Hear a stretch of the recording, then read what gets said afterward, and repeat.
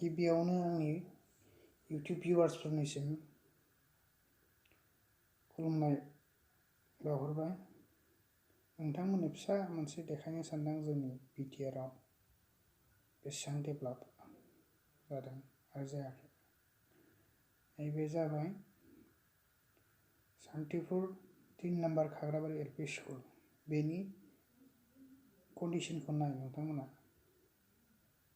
मा रखम दासिमबो 17 बोसोर BTC जाना थांबाय थेवबो दासिमबो बे LP स्कुलनि अबस्थाया नाय मा रखमै सोलिनानै दं। डेस्क बेन्च गैया माबा गैया खुनुरुखुम सोलिगासिनो गंसे गंनैजोंनो। मारैहाय बिदिजों बर'फ्रा डेभेलप जानांगौ। बे LP स्कुला जाहैबाय चिरां शान्तिपुर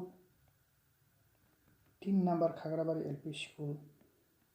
नोंथांमोना नायनो हागोन स्कुलनि अबस्थाखौ।